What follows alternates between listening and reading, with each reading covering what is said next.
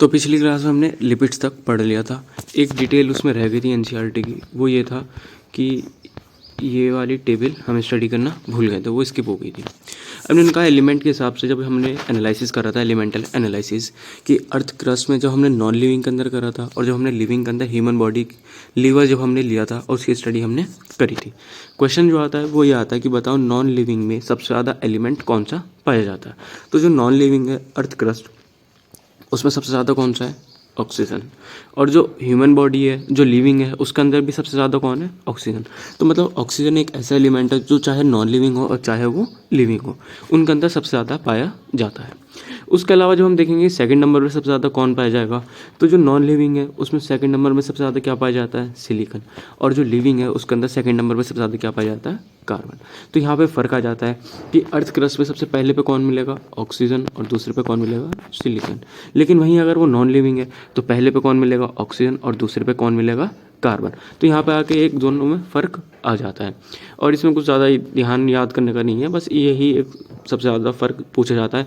पूछा जाएगा बताओ सिलिकॉन सेकंड नंबर पे सबसे ज़्यादा किस में होगा, लिविंग या नॉन लिविंग? तो वो अर्थ क्रस्ट नॉन लिविंग के अंदर होगा। ठीक है, चलो पढ़ते हैं।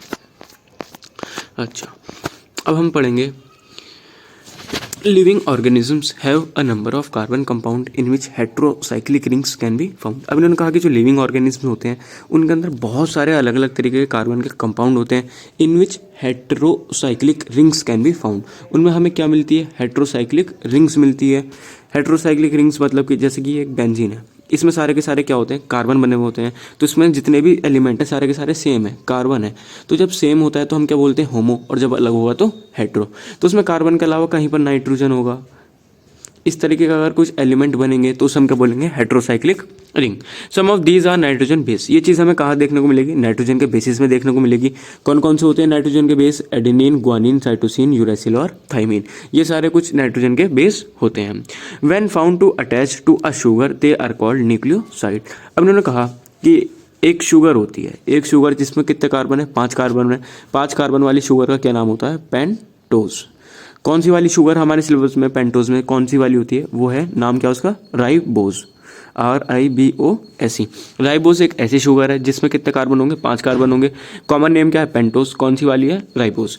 राइबोज के साथ जब ये हमारे कौन बेस न्यूक्लिक, जब ये हमारे नाइट्रोजन बेस कौन जुड़ेंगे? इसके साथ जब हमारे नाइट्रोजन बेस जुड़ जाएंगे तो इस पूरे स्ट्रक्चर को हम क्या बोलेंगे? न्यूक्लियोसाइड। क्या बोलेंगे? न्यूक्लियोसाइड। पूछा जाएगा बताओ न्यूक्लियोसाइड क्या होता है? कि जब पेंटोज शुगर होती है, जो 5 कार्बन वाली चेन है राइबोस, उसमें जब नाइट्रोजन के बेस एडेनिन, ग्वानिन कोई सा भी जुड़ जाए तो वो क्या बनता है? न्यूक्लियोसाइड। अच्छा, अब पढ़ो इन्होंने आगे क्या कहा। If phosphate group is also attach, if phosphate group is also esterified to the sugar they are called nucleotide. अब उन्होंने कहा कि जब फॉस्फेट ग्रुप किसके साथ जुड़ेगा? न्यूक्लियोसाइड के साथ। मतलब हमने क्या करा कि न्यूक्लियोसाइड में किसको जोड़ दिया? फॉस्फेट ग्रुप को जोड़ा। कौन से वाले बॉन्ड के जरिए जुड़ेगा? एस्टेरिफाइड। तो वहाँ पे कौन सा बॉन्ड बनेगा? एस्टर वाला बॉन्ड वहाँ पर बन जाएगा। एस्टर वाला बॉन्ड बनेगा और जो पूरा स्ट्रक्चर बनेगा उसे हम क्या बोलेंगे? न्यूक्लियोटाइड। तो ये हमारा न्यूक्लियोसाइड बना। न्यूक्लियोसाइड में हम किसको ऐड करेंगे? H3PO4 को। H3PO4 को जोड़ देंगे तो जो न्यूक्लियोसाइड था अब क्या बनेगा? न्यूक्लियोटाइड। कौन सा वाला बॉन्ड बनेगा? एस्टर वाला बॉन्ड बनेगा, क्योंकि वो क्या हो रहा है? एस्टेरिफाइड हो रहा है। तो ये सारी चीज़ें पूछी जाती है। बताओ न्यूक्लियोसाइड और न्यूक्लियोटाइड में क्या फ़र्क है? Adenosine, guanosine, thymidine, uridine, cytidine are nucleoside. Nucleoside के कुछ एग्जांपल की बात करें, एडिनोसिन, ग्वानिसिन। अगर राइबोस के साथ एडिनिन जुड़ गया तो एडिनोसाइन, ग्वानिन जुड़ जाएगा ग्वानोसाइन। इसी तरीके से सारे हैं। Adenylic acid, thymidylic acid, guanylic acid, uridylic acid और साइटिडाइलिक एसिड आर न्यूक्लियोटाइड। यहाँ से क्वेश्चंस आते हैं, पूछते हैं कि बताओ न्यूक्लियोसाइड कौन सा है, न्यूक्लियोटाइड कौन सा है। तो ये सबको ग्वानाइलिक एसिड और ग्वानिन, एक ग्वानोसिन, इन सबको एक साथ लिख देंगे। अब पूछेंगे बताओ न्यूक्लियोटाइड क्या है और न्यूक्लियोसाइड क्या है। तो इसमें एक छोटा सा तरीका है, ध्यान रखना। जितने भी एसिड हैं वो सब क्या होंगे? वो न्यूक्लियोटाइड होंगे। और नॉर्मल वाले क्या होंगे? न्यूक्लियोसाइड होंगे। न्यूक्लियोटाइड में एसिड क्यों आ रहा है? क्योंकि हमने उसमें क्या ऐड करा? H3PO4 ऐड करा। H3PO4 का क्या नाम होता है? Phosphoric acid. तो वो एसिड आ रहा है, इस वजह से ये सारे के सारे किस में कन्वर्ट हो जाएंगे? एसिड में कन्वर्ट हो जाएंगे। यूरिडाइलिक एसिड, साइटिडाइलिक एसिड और etcetera etcetera. Nucleic acids like DNA and RNA consist of nucleotide only. अब यहाँ पे जब हम 12th क्लास में पहुँचेंगे तो वहाँ पे DNA वाला जो चैप्टर है उसमें लिखा हुआ है DNA क्या होता है। पॉलीमर ऑफ डीऑक्सीराइबो न्यूक्लियोटाइड कि जो डीएनए होते हैं वो क्या होते हैं, वो पॉलीमर होते हैं। किस चीज़ के पॉलीमर होते हैं, न्यूक्लियोटाइड के। मतलब पॉलीमर का मतलब ये है कि जो छोटी छोटी यूनिट है जब वो बहुत बार आपस में जुड़ेगी तो क्या बना लेगी, पॉलीमर बना लेगी। तो जब न्यूक्लियोटाइड, बहुत सारे न्यूक्लियोटाइड आपस में जुड़ेंगे और जुड़ने के बाद क्या बनाएंगे, डीएनए और आरएनए बना लेंगे। शुगर पे डिपेंड करता है, शुगर डीऑक्सीराइबोज है तो डीएनए बनेगा, और राइबोज शुगर है तो आरएनए बनेगा। DNA and RNA can function as genetic material. जो डीएनए और आरएनए होता है वो किसके तौर पे काम कर सकता है, जेनेटिक मटेरियल की तरह काम कर सकता है। हमारे अंदर जेनेटिक मटेरियल डीएनए होता है और कुछ वायरस के अंदर आरएनए होता है। अब उसके बाद देखो इन्होंने यहाँ पे ग्लूकोज, नॉर्मल वाला ग्लूकोज का फॉर्मूला बताया, फिर राइबोज। राइबोज में कितने कार्बन बताए, 5 कार्बन बताए हैं। ये क्या है, ये वही पेंटोज शुगर है जिसके साथ कौन ऐड होगा, नाइट्रोजन के बेस इसके साथ आके ऐड होते हैं। ये सारे शुगर्स हैं, शुगर्स को कार्बोहाइड्रेट भी बोलते हैं। अब फिर उसके बाद इन्होंने एमिनो एसिड के डायग्राम्स दिखाए हैं। एमिनो एसिड यहाँ पे जो होता है, एक इन्होंने हमें बताया था एनसीईआरटी में कि ये क्या होता है, सब्स्टिट्यूटेड मिथाइल ग्रुप्स होते हैं। इसमें एक एसिड वाला ग्रुप भी होगा और एक बेस वाला ग्रुप भी होगा। ये एसिडिक भी होते हैं, बेसिक भी होते हैं। किस चीज़ पर डिपेंड करेगा कि कितने एसिडिक हैं और कितने बेसिक ग्रुप इससे अटैच हैं। फिर एक फंक्शनल ग्रुप होता है, वेरिएबल जो होता है उसे हम आर बोलते हैं। अगर आर के बदले हाइड्रोजन होगा तो ग्लाइसिन बोलेंगे, मिथाइल ग्रुप होगा एलेनिन बोलेंगे, और हाइड्रोक्सी मिथाइल होगा तो क्या बोलेंगे, सेरीन। ये अल्कोहलिक अमीनो एसिड वाली कैटेगरी में भी आता है। पूछा जाएगा बताओ कौन सा अमीनो एसिड ऐसा है जो अल्कोहलिक होता है, मतलब अल्कोहल वाला ग्रुप उसमें अटैच होगा तो वो सेरीन है। फिर उसके बाद फैटी एसिड्स आए थे। Fatty acid, palmitic acid. Palmitic acid का हमने फॉर्मूला देखा था RCOOH। मतलब ये क्या था, ये एक फैटी एसिड है। बताया था कि फैटी एसिड पाल्मिटिक के अंदर कितने कार्बन होते हैं, 16 कार्बन होते हैं। 16 कार्बन कैसे हैं कि जो R चेन है उसकी उसमें 15 कार्बन होंगे और ये कि एक्स्ट्रा वाला होता है। ये कैसा होता है, ये सैचुरेटेड वाला फैटी एसिड होता है, मतलब इसके अंदर कोई भी डबल बॉन्ड नहीं होगा। फिर उसके बाद ग्लिसरॉल। ग्लिसरॉल एनसीईआरटी ने बताया कि ये क्या होता है, ये एक सिंपल लिपिड होता है। फिर एनसीईआरटी ने आगे बताया ट्राइग्लिसराइड। ट्राइग्लिसराइड क्या होगा कि जैसे कि ये ग्लिसरॉल है, ग्लिसरॉल के साथ आगे कोई भी एसिड एस्टर वाला बॉन्ड बना लेगा। एस्टर वाला बॉन्ड कैसे बनेगा, H और OH साथ में कट के निकल जाएंगे और कौन सा बॉन्ड बनता है, वो एस्टर वाला बॉन्ड बनता है। एस्टरिफिकेशन अगर एक बार होगा तो मोनोग्लिसराइड और 3 बार होगा तो ट्राइग्लिसराइड। तो यहाँ पे एक एस्टर बॉन्ड ये रहा, एक एस्टर बॉन्ड ये रहा और एक एस्टर बॉन्ड ये रहा। कितने एस्टर बॉन्ड है, 3 एस्टर बॉन्ड है। क्वेश्चन पूछ सकते हैं बताओ ट्राइग्लिसराइड के अंदर कितने एस्टर बॉन्ड होंगे, तो 3 एस्टर बॉन्ड इसके अंदर होते हैं। फिर एक फॉस्फोलिपिड आता है, कौन सा क्या है, लेसाइथिन, बहुत ज़्यादा इंपॉर्टेंट है। ये भी एस्टरिफिकेशन हुआ है, ये भी एस्टरिफिकेशन हुआ।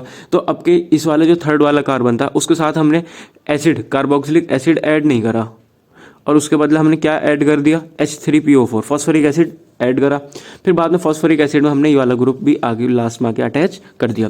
फॉस्फोलिपिड लेसाइथिन के अंदर जो नाइट्रोजन है वो कैसा है, क्वार्टरनी, मतलब कि कितने डिग्री वाला है, 4 डिग्री वाला है। कि इस नाइट्रोजन से कितने कार्बन अटैच है, 4 कार्बन, 1 2 3 4। इस तरीके का क्वेश्चन वो पूछ सकता है कि बताओ कि जो लेसाइथिन है उसमें जो नाइट्रोजन होगा उसमें जो अमोनिया वाला ग्रुप होता है वो क्या होगा, वो क्वार्टरनी होगा, 4 डिग्री वाला नाइट्रोजन इसमें होता है। फिर उसके बाद कोलेस्ट्रॉल है। कोलेस्ट्रॉल का भी स्ट्रक्चर इंपॉर्टेंट है, पूछ सकता है वो, तो ये बनाना आना चाहिए।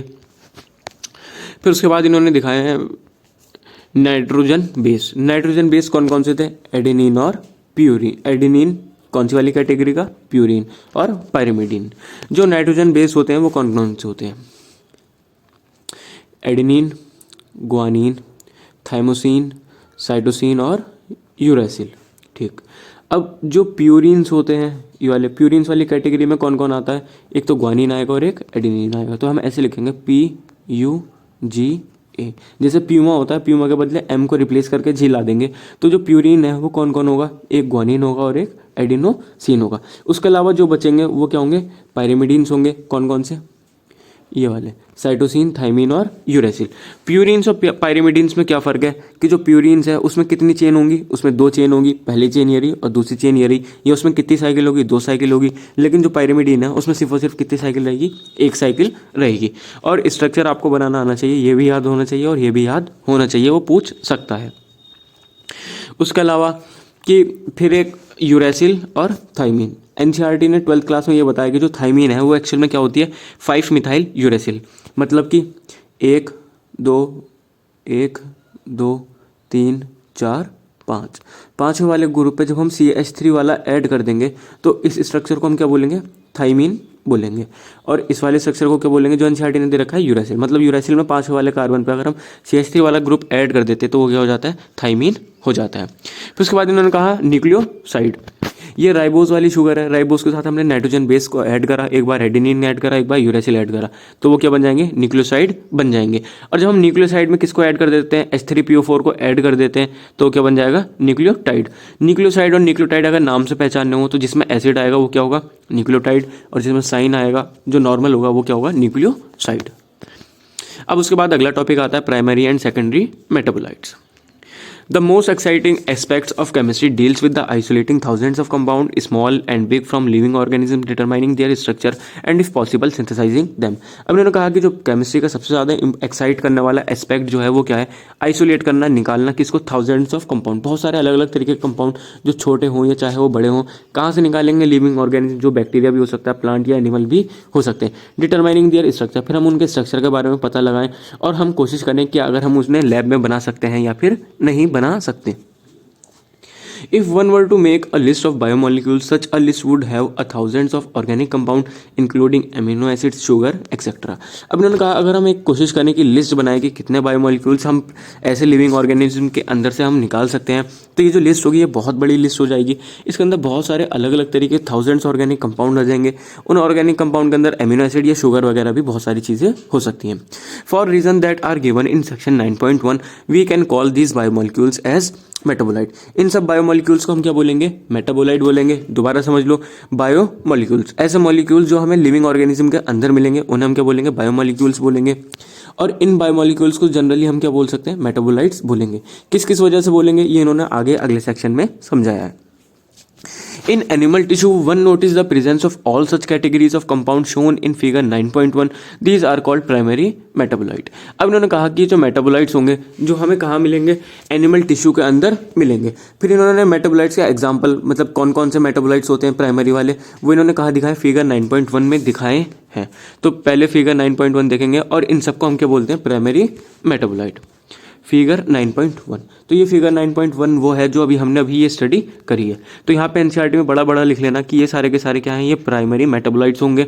मतलब ये सारे ऐसे मेटाबोलाइट्स हैं या फिर ये हमारे सारे ऐसे बायोमोलिक्यूल्स हैं जो हमें कहाँ मिलेंगे, एनिमल के अंदर मिलने वाले मेटाबोलाइट्स या बायोमोलिक्यूल्स को क्या बोला गया है, प्राइमरी मेटाबोलाइट्स।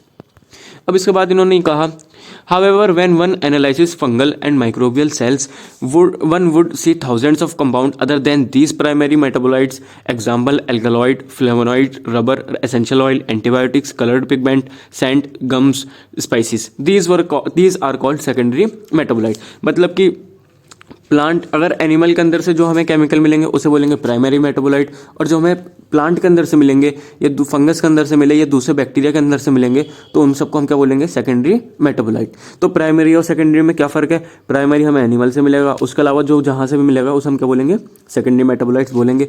सेकेंडरी मेटाबोलाइट्स क्या क्या होते हैं, alkaloid, flavonoid, rubber, essential oil, antibiotics, coloured pigment, scents और गम। अब इन्होंने सेकेंडरी मेटाबोलाइट्स की टेबल दी है, टेबल 9.3। यहाँ से क्वेश्चन आ चुका है, 2019 में नीट में क्वेश्चन था, एक लेक्टिन्स पूछे गए थे, कौन कहना, वेलिन ए। अच्छा, अब सेकेंडरी मेटाबोलाइट क्या है, कैरोटीनॉइड। कैरोटीनॉइड से एक प्लांट हार्मोन बनता है, एब्सिसिक एसिड। ठीक, कैरोटीनॉइड्स होते हैं पिगमेंट, ये हमारे क्लोरोप्लास्ट के अंदर भी हमें मिलते हैं। फिर एंथोसियानिन्स दूसरी कैटेगरी के पिगमेंट्स होते हैं। एल्कलॉइड मॉर्फिन, कोडीन, उसके साथ साथ निकोटीन भी एक एल्कलॉइड है। ये बात इन्होंने ह्यूमन हेल्थ एंड डिजीज़ के 12th वाले चैप्टर में बताई है। और निकोटीन हमें कहाँ मिलता है ज़्यादा, सिगरेट वगैरह, ये तंबाकू वगैरह के अंदर मिलता है।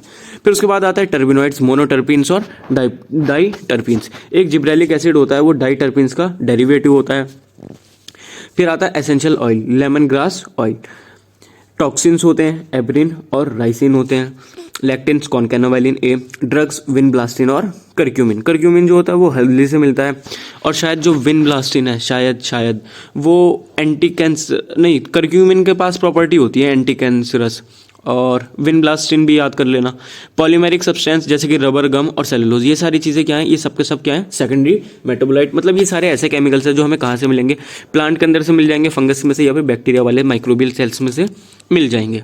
फिर आता है while primary metabolites have identifiable functions and play known roles in normal physiological process, we do not at the moment understand the role और function of all the secondary metabolite. अब इन्होंने कहा कि जितने भी प्राइमरी मेटाबोलाइट है हमें लगभग हम सबको पहचान सकते हैं, सबके फंक्शन हमें पता है और उन सबके हमें नॉन रोल भी पता है कि वो क्या क्या हमारी नॉर्मल फिजियोलॉजिकल लाइफ में क्या क्या जो भी प्रोसेस है उसमें काम करते हैं। लेकिन आज के टाइम में हमें किसका फ़र्क नहीं पता, सेकेंडरी मेटाबोलाइट का, इनका ना ही हमें रोल पता है और ना ही इनका हमें कोई फंक्शन पता है इन होस्ट ऑर्गेनिज्म में। तो पहला फ़र्क क्या था ओरिजिन का, कि प्राइमरी कहाँ से मिलते हैं, एनिमल से, और सेकेंडरी कहाँ से, प्लांट, फंगस और बैक्टीरिया से। दूसरा चीज़ क्या कि इनके बारे में हमें कितनी जानकारी है, कि जो प्राइमरी है उनके बारे में हमें लगभग सारी जानकारी है और जो सेकेंडरी है उनके बारे में अभी हमें इतनी जानकारी नहीं है। अब इन्होंने कहा however many of them are useful to human welfare, example rubber, drugs, spices, scent and pigment. लेकिन जो बहुत सारे सेकेंडरी मेटाबोलाइट्स हैं वो इंसानों के काम आते हैं, उनकी भलाई के लिए, वेलफेयर के लिए, जैसे कि रबर, ड्रग्स, स्पाइसेस और सेंट्स, पिगमेंट वगैरह। Some secondary metabolite have ecological importance, की कुछ सेकेंडरी मेटाबोलाइट होते हैं जिनकी इकोलॉजी में भी बहुत ज़्यादा इंपॉर्टेंस है। In the later chapter and years you will learn more about this, और हम इसके बारे में आगे जाके पढ़ेंगे।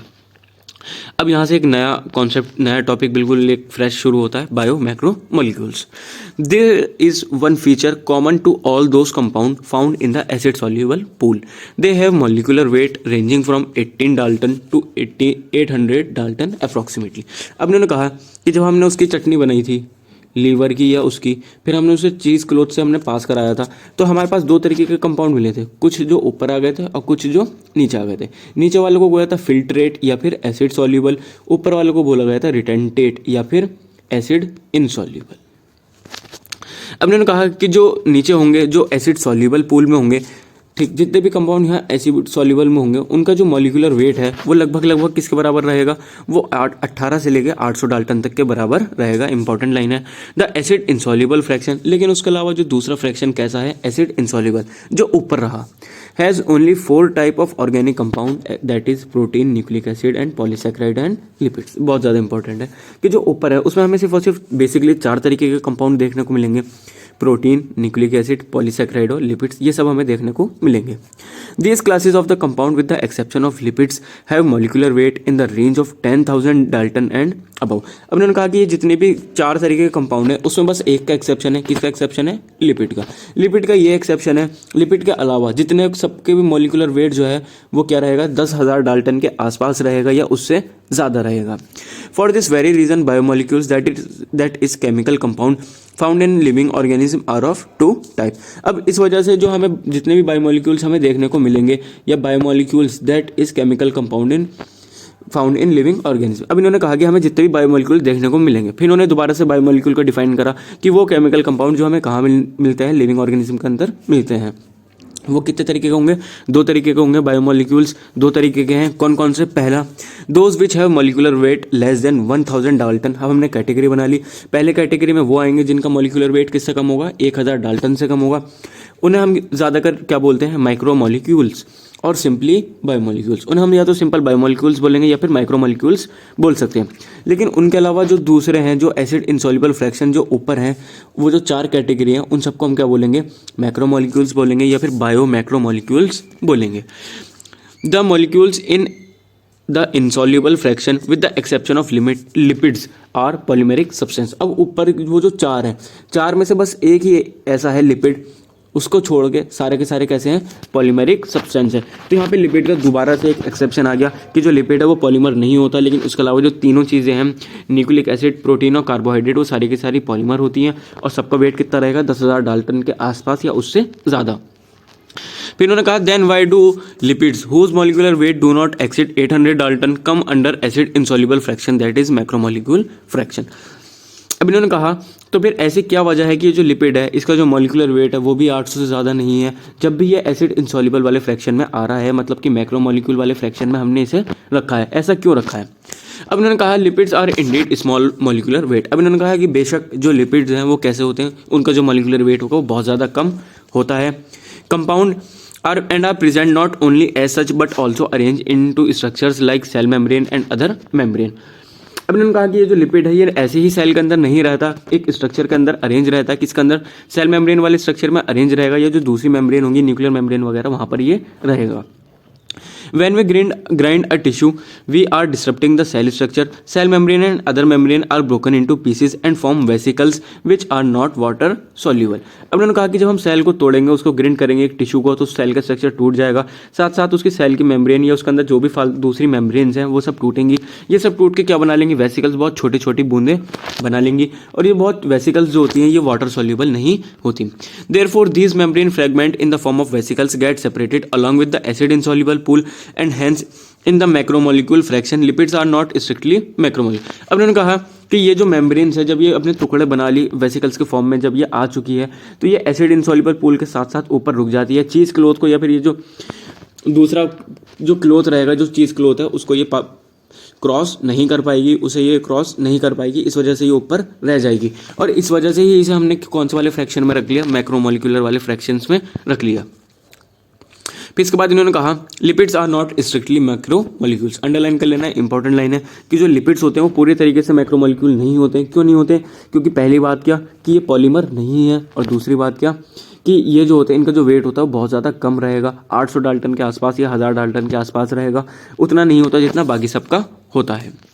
फिर इन्होंने कहा the acid soluble pool the acid soluble pool represent रफली द साइटोप्लाज्मिक कंपोजिशन. यहाँ से क्वेश्चन आ सकता है, इंपॉर्टेंट लाइन है कि जो एसिड सॉल्यूबल पूल है, जो सॉल्यूशन नीचे जाके बैठ गया, जो फिल्टर हो गया, जो पास हो गया, वो जो है वो लगभग हमें क्या चीज़ शो करेगा, साइटोप्लाज्म वाली कंपोजिशन को शो करेगा. The macromolecules from cytoplasm and organelles become the acid insoluble fraction. और जो एसिड इंसॉल्युबल फ्रैक्शन है ऊपर वाला, उसमें वो जो मैक्रोमोलिक्यूल्स हैं वो कहाँ से आएंगे, एक तो साइटोप्लाज्म से आते हैं और ऑर्गेनेलीज से आएंगे. तो ये पूछ सकते हैं कि बताओ जो ऑर्गेनेलीज वाले कंपोजिशन है वो हमें कहाँ देखने को मिलेगी, नीचे वाले फिल्ट्रेट में देखने को मिलेगी या रिटेंटेट में. तो जो ऊपर है रिटेंटेट, वहाँ पे हमें क्या देखने को मिलेगी, ऑर्गेनेलीज वाली कंपोजिशन देखने को मिलेगी. साइटोप्लाज्म दोनों जगह आ रहा है, ऊपर भी और नीचे भी. Together they represent the entire chemical composition of the living tissue और ऑर्गेनिज्म. और ऊपर और नीचे की दोनों की अगर हम कंपोजिशन मिला लें तो वो हमें टोटल कंपोजिशन दिखा देगा. In summary if we represent the chemical composition of living tissue from abundance point of view and arrange them class wise, we observe that water is the most abundant chemical in living organism.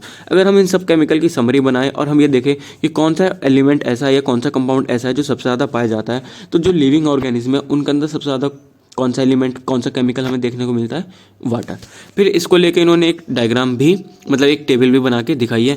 Component percent of the total cellular mass, सबसे ज़्यादा water होगा कितना, 70 to 90. Protein होता है 10 से 15, carbohydrate 3 होंगे, lipids 2 होंगे, nucleic acid 5 से लेकर 7% होते हैं, और जो आयंस है वो कितने होते हैं, 1% होते हैं. तो ये अरेंज करने के लिए आ सकते हैं, ज़रूरी है. सबसे ज़्यादा वाटर, फिर प्रोटीन, प्रोटीन के बाद न्यूक्लिक एसिड, फिर कार्बोहाइड्रेट, फिर लिपिड और फिर आयंस. अब इन्होंने कहा प्रोटीन्स आर पॉलीपेप्टाइड. अब इन्होंने कहा कि जो पेप्टाइड वाली चेन होती है उनके जो पॉलीमर होते हैं उनको हम क्या बोलते हैं, प्रोटीन कहते हैं. कि ये पॉलीपेप्टाइड्स होते हैं, मतलब पेप्टाइड से बार बार जुड़ के जब पेप्टाइड आपस में जुड़ेगी तो क्या बनाएंगे, proteins. There are linear chains of amino acid link by peptide bond as shown in figure 9.3. अब इन्होंने कहा कि जो प्रोटीन्स होते हैं एक्चुअल में वो क्या होती है, लीनियर चेन होती है. किसकी, एमिनो एसिड की. मतलब एक एमिनो एसिड ये रहा, दूसरा एमिनो एसिड ये रहा, और तीसरा एमिनो एसिड ये रहा. ये सारे एमिनो एसिड आपस में जुड़ेंगे, बॉन्ड बनाएंगे. कौन सा बॉन्ड बनाते हैं, पेप्टाइड बॉन्ड बनाते हैं. पेप्टाइड बॉन्ड कुछ इस तरीके से होता है, CO डबल बॉन्ड NH. इस तरीके से पेप्टाइड वाला बॉन्ड बनेगा और शोन इन द फिगर पे उन्होंने दिखा रखा है. ये जो हाइड्रोजन होता है ये ऊपर आ जाएगा और नाइट्रोजन से दूसरा वाला कंपाउंड वो अपना दूसरा कार्बन अटैच होगा. Each protein is a polymer of amino acid. अब एनसीईआरटी ने बताया कि जो प्रोटीन होते हैं वो पॉलीमर होंगे किसके, एमिनो एसिड के. As there are 20 type of amino acid. 20 तरीके के ऐसे एमिनो एसिड है जिनसे क्या बनता है, प्रोटीन बनता है. Example alanine, cysteine, proline, tryptophan और लाइसिन एक्सेट्रा. अब protein is a heteropolymer and not a polymer. पहले एनसीईआरटी में लिखा होता है कि जो प्रोटीन है वो होमोपॉलीमर होता था, लेकिन एनसीईआरटी में करेक्शन हुआ है कि जो प्रोटीन है वो क्या होता है, हेट्रोपॉलीमर होगा एंड नॉट अ होमोपॉलीमर. इस चीज़ को हम ऐसे समझेंगे, हेट्रोपॉलीमर, हेट्रो मतलब अलग अलग, जो प्रोटीन है वो बना हुआ तो अमीनो एसिड से है, लेकिन अलग अलग तरीके के अमीनो एसिड से मिलकर बना है। ऐसा नहीं होगा कि एक ही प्रोटीन के अंदर हमेशा सिर्फ एक ही अमीनो एसिड रहेगा, कि एक प्रोटीन के अंदर सिर्फ और सिर्फ एलानिन है या सिर्फ और सिर्फ ग्लाइसिन है। ऐसा नहीं होगा। वो क्या है, हेटेरोपॉलीमर, मतलब उसमें एलानिन भी होगा, ग्लाइसिन भी होगा, ट्रिप्टोफैन भी होगा, प्रोलीन भी होगा। ज़रूरत के हिसाब से जैसी कंपोजिशन होगी वो होती रहेगी। अब उन्होंने कहा a homopolymer has only one type of molecular repeating and number of times, कि जो होमोपॉलीमर है उसमें सिर्फ और सिर्फ एक ही तरीके का यूनिट होती है, एक ही तरीके का उसके अंदर एमिनो एसिड होगा जो बार बार रिपीट होता रहेगा।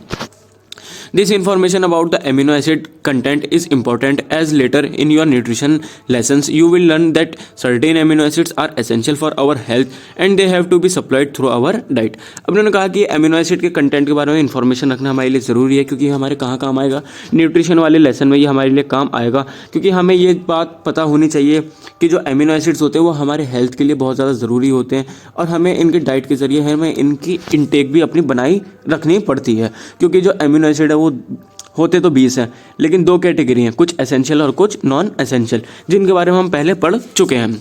Hence dietary protein are the source of essential amino acid. अब इन्होंने कहा कि जो डाइटरी प्रोटीन्स होते हैं वो किस चीज़ के सोर्स होंगे, एसेंशियल अमीनो एसिड्स के सोर्स होंगे। मतलब कि जो हमें खाने पीने से प्रोटीन मिलेगा उससे हमें ऐसे अमीनो एसिड मिलेंगे जो कैसे होते हैं, एसेंशियल। फिर कौन से अमीनो एसिड एसेंशियल होंगे जो हमारी बॉडी खुद नहीं बना सकती, इसलिए हमें उसे बाहर से लेना पड़ेगा, और वो क्या है, essential. Therefore amino acids can be essential और नॉन एसेंशियल। इस वजह से जो अमीनो एसिड है वो कैसा हो सकता है, वो एसेंशियल भी हो सकता है और नॉन एसेंशियल भी हो सकता है। एसेंशियल और नॉन एसेंशियल, चलो एक बार और देखते हैं। एसेंशियल और नॉन एसेंशियल, ये हमारी बॉडी में एसेंशियल नहीं बनते, इस वजह से हमें इसे बाहर से लेना पड़ेगा। तो ये हमें कहाँ से मिलेंगे, डाइट से मिलेंगे। नॉन एसेंशियल ऐसे होंगे जो हमारी बॉडी में खुद बन जाएंगे, उसकी हमें ज़रूरत नहीं है, तो हमें इन्हें डाइट में लेने की ज़रूरत नहीं पड़ती, हमारी बॉडी इसे खुद बनाती रहेगी। अब इन्होंने एनसीईआरटी वालों ने समझाया the latter are those which our body can make. अब लेटर जिसका जिक्र हम बाद में करते हैं, बाद में हमने किसका जिक्र करा, नॉन एसेंशियल का। तो नॉन एसेंशियल ऐसे हैं जो हमारी बॉडी खुद बना सकती है, while we get essential amino acid through our diet and food. और जो एसेंशियल वाले अमीनो एसिड है वो हमें बॉडी को किसके जरिए मिलेंगे, डाइट के जरिए और फूड के जरिए मिल जाते हैं। Protein carry out many functions in living organism, some transport nutrient across cell membrane, some fight infectious organism, some are hormone, some are enzymes. अब इन्होंने कहा कि प्रोटीन बहुत सारे काम करेगा। सबसे पहले काम इन्होंने क्या बताया, ट्रांसपोर्ट करता है न्यूट्रिएंट को अक्रॉस सेल मेम्ब्रेन। अब यहाँ पे जिसने ट्रांसपोर्ट वाला चैप्टर पढ़ रखा होगा तो ट्रांसपोर्ट वाले चैप्टर में लिखा हुआ है पोरिन्स। पोरिन्स क्या होते हैं, ये कुछ ऐसे प्रोटीन होते हैं जो वाटर चैनल को बनाते हैं। 8 अलग अलग तरीके के प्रोटीन इस्तेमाल होते हैं एक्वापोरिन को बनाने के लिए। पोरिन्स क्या करेंगे, जैसे कि ऐसा समझ लो सिंपली, ये मेम्ब्रेन है, मेम्ब्रेन में कुछ प्रोटीन्स इस तरीके से लगे होंगे और ये एक उनको न्यूट्रिएंट को क्रॉस कराएंगे, कभी मेम्ब्रेन के अंदर कभी मेम्ब्रेन के बाहर। सम फाइट इन्फेक्शियस ऑर्गेनिज्म, अगर बॉडी के अंदर बैक्टीरिया वगैरह आ जाए तो उसको मारने के लिए ये क्या बनाते हैं, प्रोटीन बनाते हैं। क्या नाम है, एंटीबॉडी। एंटीबॉडी एक्चुअल में क्या होती है, एक ग्लाइकोप्रोटीन होती है। ये क्लास 12 की एनसीईआरटी में लिखा हुआ है कि एनसीईआरटी क्या होती है, ग्लाइकोप्रोटीन। जब प्रोटीन के साथ कोई ग्लूकोज ये कार्बोहाइड्रेट जुड़ जाता है, शुगर जुड़ जाती है, तो हम क्या बोलेंगे, ग्लाइकोप्रोटीन बोलेंगे। सम आर हार्मोन्स, कुछ प्रोटीन्स जो होते हैं वो हार्मोन्स होते हैं, जैसे कि थाइमोसिन वगैरह होते हैं। ये बहुत सारे हार्मोन्स हैं, अभी हम आगे जाके चैप्टर में पढ़ेंगे। सम आर एंजाइम्स, कुछ एंजाइम्स जो होते हैं, मतलब कुछ प्रोटीन ऐसे होते हैं जो एंजाइम बनाते हैं। लगभग सारे एंजाइम क्या होते हैं, प्रोटीन होते हैं, सिवाय एक के अलावा, राइबोसोम एक ऐसा एंजाइम है जो कि हमारा आरएनए से बनता है, 23SR आरएनए से बनता है राइबोजाइम। उसके अलावा जितने भी एंजाइम हैं सब ज़्यादातर क्या होते हैं, प्रोटीन ही होते हैं। अब इस वाली टेबल से भी क्वेश्चन आया था 2019 में। क्या चीज़ पूछी गई थी, GLUT4 की, बताओ GLUT4 क्या होती है।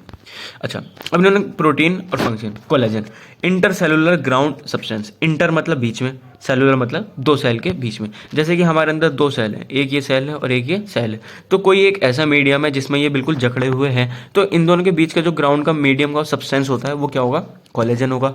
ट्रिप्सिन क्या है, ये एक एंजाइम है, हमारे स्टोमक में पाया जाता है। इंसुलिन ये क्या होता है, ये एक हार्मोन है, किसको कंट्रोल करता है, शुगर को कंट्रोल करता है।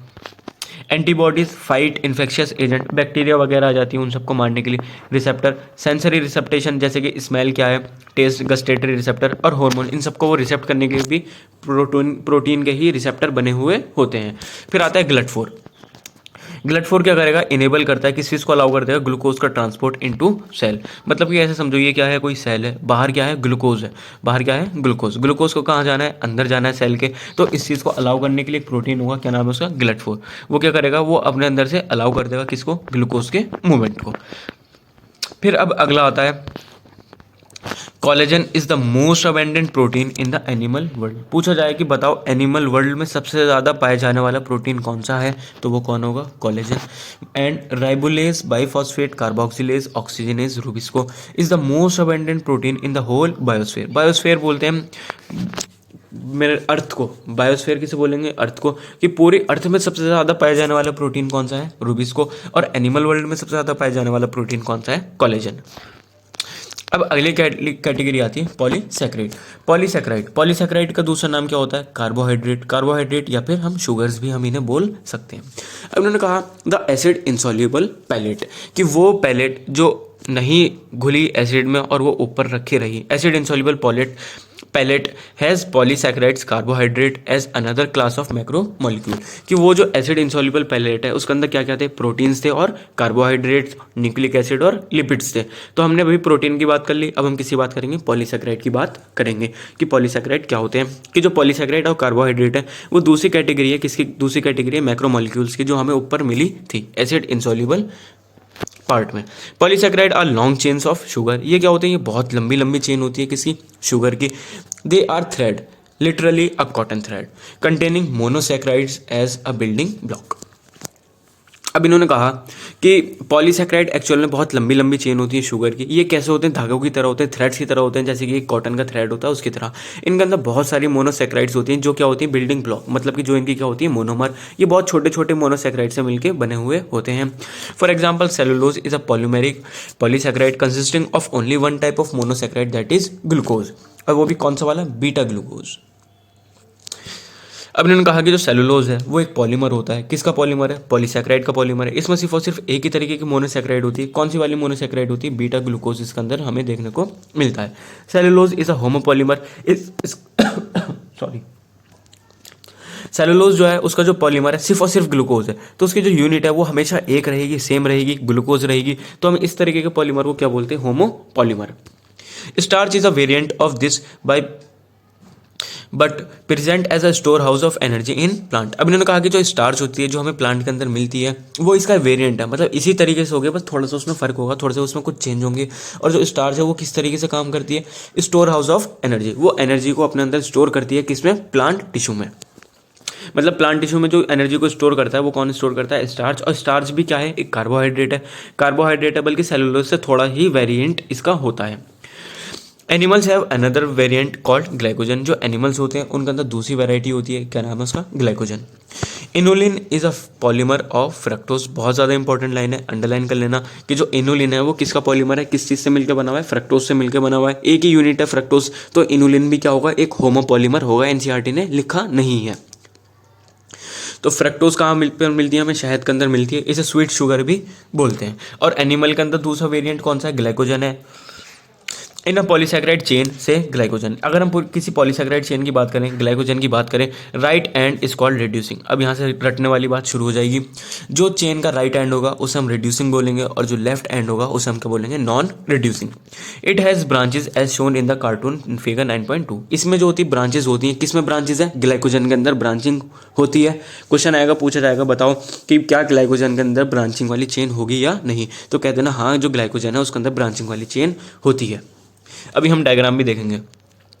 Starch form helical secondary structure, underline कर लो, बहुत ज़्यादा इंपॉर्टेंट है। हेलिकल का क्या मतलब होता है, इस तरीके से वो स्ट्रक्चर अपना बना सकता है, कौन, स्टार्च। और ये जो हेलिकल स्ट्रक्चर है ये इसका कैसा स्ट्रक्चर होता है, सेकेंडरी स्ट्रक्चर होता है। In fact starch can hold iodine molecules in the helical portion, और ये जो स्टार्च है ये किसके साथ रिएक्ट कर सकता है, आयोडीन के साथ रिएक्ट कर लेगा और आयोडीन को अपनी चेन में फंसा लेगा, अपने जाल में फंसा लेगा। स्टार्च/I2 इज ब्लू इन कलर, ये एक टेस्ट होता है कि स्टार्च को पहचानने के लिए। क्या टेस्ट है, अगर जो हमारे पास जो सस्पेक्टेड कंपाउंड है उसके ऊपर हम आयोडीन डाल दें और आयोडीन कैसा कलर दे दे, डलने के बाद ब्लू कलर आ जाए कंपाउंड के ऊपर, तो वो जो कंपाउंड है वो क्या है, स्टार्च। कैसे पता चलेगा, क्यों मतलब हमें कैसे कन्फर्म करा कि क्योंकि जो स्टार्च है वो अपने सेकेंडरी स्ट्रक्चर में हेलिकल वाली फॉर्म में रहता है और जो आयोडीन है वो हेलिकल वाली फॉर्म में जाके ट्रैप हो जाएगा और ब्लू कलर देगा। Cellulose do not contain complex helices and hence do not hold iodine. लेकिन जो सेलुलोज है वो इस तरीके से हेलिक्स नहीं बना पाता, इस वजह से ना ही वो अपने अंदर आयोडीन को कैप्चर कर पाएगा और ना ही इस वजह से वो आयोडीन के साथ रिएक्ट करके कोई भी कलर देगा। स्टार्च ब्लू कलर देगा, सेलुलोज कोई भी कलर नहीं देता। और जो ग्लूकागन है, ये होता है ग्लाइकोजन, वो रेड कलर देता है। एनसीईआरटी में नहीं लिखा हुआ, शायद क्लास 12 वाली एनसीईआरटी में है या फिर ये एनसीईआरटी के बाहर का टॉपिक है थोड़ा सा। अब ये जो ब्रांचिंग है यहाँ से क्वेश्चन आ चुके हैं। जैसे कि ये स्ट्रेट ब्रांच है, स्ट्रेट ब्रांच में जो होती है वो 1,4 बॉन्डिंग होती है और जब ब्रांच होने लगती है, जैसे यहाँ ब्रांच हो रही है या यहाँ ब्रांच हो रही है, तो वो 1,6 होती है। इस तरीके के क्वेश्चन आ चुके हैं, बताओ कौन सी बॉन्डिंग है। तो α1,4 यहाँ पर होती है और α1,6 यहाँ पर होती है। किसका स्ट्रक्चर है ये? ग्लाइकोजन का स्ट्रक्चर है। ग्लाइकोजन में अल्फा ग्लूकोज होता है, सेलुलोज में बीटा ग्लूकोज होता है। ये सब क्लास 12 की बातें हैं, लेकिन ये जो है ये एक बार पूछ चुका है वो नीट कि α1,4 और α1,6। अब आता है plant cell walls are made up of cellulose, कि जो प्लांट की सेल वॉल है किसकी बनी हुई होती है? Cellulose plus hemi cellulose plus pectin plus protein, ये सब प्लांट किंगडम में दे रखा है। Paper made from plant pulp and cotton fibre is cellulosic, जो हम पेपर बनाते हैं प्लांट की पल्प से या जो हम कॉटन के फाइबर से, वो भी क्या होता है? वो भी सेलुलोज का बना हुआ होता है। There are more complex polysaccharide in nature में और भी ज़्यादा कॉम्प्लेक्स पॉलीसैकेराइड प्रेजेंट हैं। They have as building blocks, मतलब उनके जो मोनोमर होते हैं वो क्या होते हैं? एमिनो शुगर, मतलब एमिनो NH2 वाला ग्रुप जो होगा वो अटैच होगा किससे? शुगर से। एंड केमिकली मॉडिफाइड शुगर्स, और या फिर क्या होंगी? कुछ शुगर्स ऐसी होंगी जिनके अंदर केमिकली कुछ चेंज आ चुका है, जैसे कि ग्लूकोसा अमीन और एन एसिटाइल गैलेक्टोज अमीन। अब इन्होंने कहा कि केमिकली मॉडिफाइड शुगर का एग्जांपल क्या हो गया? ग्लूकोज अमीन हो गया या फिर एन एसिटाइल गैलेक्टोज अमीन हो गया। ये सब क्या है? केमिकली मॉडिफाइड शुगर से। Exoskeleton of arthropods for example have a complex polysaccharide called chitin, कि जो आर्थ्रोपोड्स होते हैं उनका जो एक्सोस्केलेटन होता है उसमें कॉम्प्लेक्स पॉलीसैकेराइड, कॉम्प्लेक्स एक स्टार्च वो है कार्बोहाइड्रेट, क्या नाम है उसका? काइटिन का बना हुआ होता है। जो एक्सोस्केलेटन है आर्थ्रोपोड्स, और जो फंगस है, फंगस की जो सेल वॉल होती है उसमें भी क्या प्रेजेंट होता है? काइटिन प्रेजेंट होता है। काइटिन भी किसका है? कॉम्प्लेक्स पॉलीसैकेराइड का बना हुआ होता है। This complex polysaccharide are mostly homopolymer, ये जो कॉम्प्लेक्स पॉलीसैकेराइड होती हैं ये ज़्यादातर क्या होती है? होमोपॉलीमर होती हैं।